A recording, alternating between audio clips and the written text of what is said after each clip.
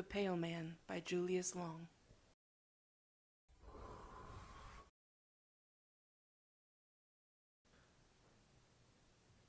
I have not yet met the man in number 212. I don't even know his name. He never patronizes the hotel restaurant and he doesn't use the lobby. On the 3 occasions that we passed each other by, we did not speak, although we nodded in a semi-cordial, non-committal way. I should like very much to make his acquaintance. It's lonesome in this dreary place. With the exception of the aged lady down the corridor, the only permanent guests are the man in number 212 and myself. However, I shouldn't complain, for this utter quiet is precisely what the doctor prescribed. I wonder if the man in number 212 too has come here for a rest. He's so very pale, yet I cannot believe that he's ill, for his paleness is not of a sickly cast, but rather wholesome in its ivory clarity. His carriage is that of a man enjoying the best of health. He's tall and straight. He walks erectly and with a brisk, athletic stride. His pallor is no doubt congenital, else he would quickly tan under the burning summer sun. He must have traveled here by auto, for he certainly wasn't a passenger on the train that brought me, and he checked in only a short time after my arrival. I had briefly rested in my room and was walking down the stairs when I encountered him ascending with his bag. It's odd that our venerable bellboy didn't show him to his room. It's odd, too, that with so many vacant rooms in the hotel, he should choose room 212 at the extreme rear. The building is a long, narrow affair, 3 stories high. The rooms are all on the east side, as the west wall is flush with a decrepit business building. The corridor is long and drab, and its stiff, bloated paper exudes a musty, unpleasant odor. The feeble electric bulbs that light it shine dimly, as from a tomb. Revolted by this corridor, I insisted vigorously upon being given number 201, which is at the front and blessed with southern exposure. The room clerk, a disagreeable fellow with a Hitler mustache, was very reluctant to let me have it, as it's ordinarily reserved for his more profitable, transient trade. I fear my stubborn insistence has made him an enemy. If only I'd been as self-assertive 30 years ago, I should now be a full-fledged professor instead of broken-down assistant. I still smart from the cavalier manner in which the president of the university summarily recommended my vacation. No doubt he acted in my best interests. The people who have dominated my poor life invariably have. Oh well, the summer's rest will probably do me considerable good. It is pleasant to be away from the university. There's something positively gratifying about the absence of the graduate student face. If only it were not so lonely. I must devise a way of meeting the pale man in number 212. Perhaps the room clerk can arrange matters. I've been here exactly a week, and if there's a friendly soul in this miserable little town, he has escaped my notice. Although the tradespeople accept my money with flattering eagerness, they studiously avoid even the most casual conversation. I'm afraid I can never cultivate their society unless I can arrange to have my ancestors recognized as local residents for the last 150 years. Despite the coolness of my reception, I've been frequently venturing abroad. In the back of my mind, I have cherished hope that I might encounter the pale man in number 211. Incidentally, I wonder why he has moved from number 212. There's certainly little advantage in coming only 1 room nearer to the front. I noticed the change yesterday when I saw him coming out of his new room. We nodded again, and this time I thought I detected a certain malign satisfaction in his somber black eyes. He must know that I'm eager to make his acquaintance, yet his manner forbids overtures. If he wants me to go all the way, he can go to the devil. I'm not the sort to run after anybody. Indeed, the surly diffidence of the room clerk has been enough to prevent me from questioning him about his mysterious guest. I wonder where the pale man takes his meals. I've been absenting myself from the hotel restaurant and patronizing restaurants outside. At each, I've ventured inquiries about the man in number 210. No one at any restaurant remembers his having been there. Perhaps he has entree into the Brahmin homes of this town. Then again, he may have found a boarding house. I shall have to learn if there is one. The pale man must be difficult to please, for he has again changed his room. I'm baffled by his conduct. If he's so desirous of locating himself more conveniently in the hotel, why does he not move to number 202, which is nearest available room to the front? Perhaps I can make his inability to locate himself permanently an excuse for starting a conversation. I see we're closer neighbors now, I might casually say, but that's too banal. I must wait for a better opportunity. He's done it again. He's now occupying number 209. I'm intrigued by his little game. I waste hours trying to fathom its point. What possible motive could he have? I should think that he would get on the hotel people's nerves. I wonder what our combination bellhop chambermaid thinks of having to prepare 4 rooms for a single guest. If he were not stone deaf, I would ask him. At present, I feel too exhausted to attempt such an innovating conversation. I'm tremendously interested in the pale man's next move. He must either skip a room or remain where he is, for the permanent guest, a very old lady, occupies 208. She's not budged from her room since I've been here, and I imagine that she does not intend to. I wonder what the pale man will do. I await his decision with the nervous excitement of a devotee at the track on the eve of a big race. After all, I have so little diversion. Well, the mysterious guest was not forced to remain where he was, nor did he skip a room. The lady in number 208 simplified matters by conveniently dying. No one knows the cause of her death, but it's generally attributed to old age. She was buried this morning, and I was among the curious few who attended her funeral. When I returned home from the mortuary, I was in time to see the pale man leaving her room. Already he has moved in.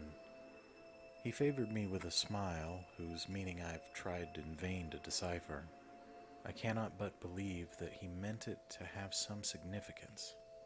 He acted as if there were between us some secret that I failed to appreciate. But then, perhaps his smile was meaningless after all, and only ambiguous by chance, like that of the Mona Lisa. My man of mystery now resides in number 207, and I'm not the least surprised. I would have been astonished if he had not made his scheduled move, though I've almost given up trying to understand his eccentric conduct. I don't know a single thing more about him than I knew the day he arrived. I wonder whence he came. There's something indefinably foreign about his manner. I'm curious to hear his voice. I like to imagine that he speaks the exotic tongue of some faraway country. If only I could somehow entice him into conversation. I wish that I was possessed with the glib assurance of a college boy who could address himself to the most distinguished celebrity without batting an eye. It's no wonder I'm only an assistant professor. I am worried. This morning I awoke to find myself lying prone upon the floor. I was fully clothed. I must have fallen exhausted after I returned to my room last night. I wonder if my condition is more serious than I had suspected. Until now, I've been inclined to discount the fears of those who have pulled a long face about me. For the first time, I recall the prolonged handshake of the president when he bade me goodbye from the university. Obviously, he never expected to see me alive again. Of course, I'm not that unwell. Nevertheless, I must be more careful. Thank heaven I have no dependents to worry about. Not even a wife, for I was never willing to exchange the loneliness of a bachelor for the loneliness of a husband. I can say in all certainty that the prospect of death does not frighten me. Speculation about life beyond the grave has always bored me. Whatever it is, or is not, I'll try and get along. I've been so preoccupied about the sudden turn in my own affairs that I've neglected to make note of a most extraordinary incident. The pale man has done an astounding thing. He skipped 3 rooms and moved all the way to number 203. We're now very close neighbors. We shall meet more often, and my chances of making his acquaintance are now greater.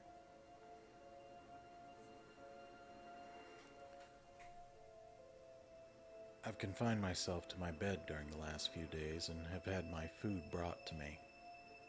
I even called the local doctor, whom I suspect to be a quack. He looked me over with professional indifference and told me not to leave my room. For some reason, he doesn't want me to climb stairs. For this bit of information, he received a $10 bill which, as I directed him, he fished out of my coat pocket. A pickpocket could not have done it better. He hadn't been gone long when I was visited by the room clerk, who suggested with a great show of kindly concern that I use the facilities at the local hospital. It was so modern and all that. With more firmness than I'd been able to muster in a long time, I gave him to understand that I intended to remain where I am.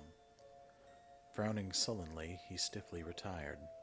The doctor must have paused long enough downstairs to tell him a pretty story. It was obvious that he was afraid that I shall die in his best room. The pale man is up to his old tricks. Last night, when I tottered down the hall, the door to number 202 was ajar. Without thinking, I looked inside. The pale man sat in a rocking chair, idly smoking a cigarette. He looked up into my eyes and smiled that peculiar, ambiguous smile that has so deeply puzzled me. I moved down the corridor, not so much mystified as annoyed. The whole mystery of the man's conduct is beginning to irk me. It's all so inane, so utterly lacking in motive.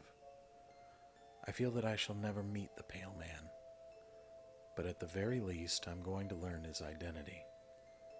Tomorrow I shall ask the room clerk and deliberately interrogate him. I know now. I know the identity of the pale man, and I know the meaning of his smile. Early this afternoon I summoned the room clerk to my bedside. "Please tell me," I asked abruptly, "who's the man in number 202? The clerk stared wearily and uncomprehendingly. "You must be mistaken. That room is unoccupied." "Oh, but it is," I snapped in irritation. "I myself saw the man there only 2 nights ago. He's a tall, handsome fellow with dark eyes and hair. He's unusually pale. He checked in the day I arrived." The hotel man regarded me dubiously, as if I were trying to impose upon him. "But I assure you there's no such person in the house. As for his checking in when you did, you were the only guest we registered that day." "What? Why, I've seen him 20 times. First he had number 212 at the end of the corridor. Then he kept moving toward the front. Now he's next door in number 202. The room clerk threw up his hands. "You're crazy," he exclaimed, and I saw that he meant what he said. I shut up at once and dismissed him. After he had gone, I heard him rattling the knob at the pale man's door. There's no doubt that he believes the room to be empty. Thus it is that I can now understand the events of the past few weeks. I now comprehend the significance of the death in number 207. I even feel partly responsible for the old lady's passing.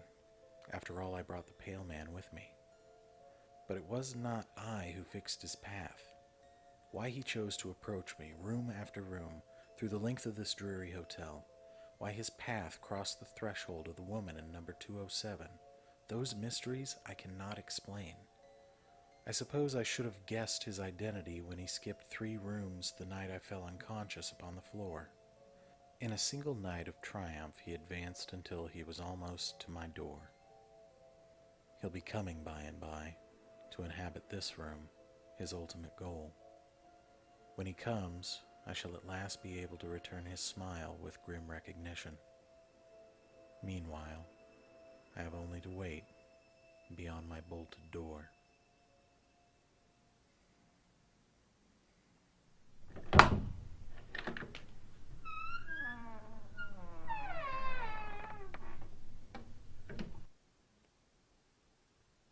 This has been The Pale Man by Julius Long.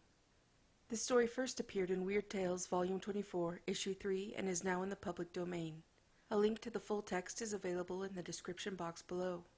If you have an original short story you would like us to consider reading, please email it to thefleetingword@gmail.com.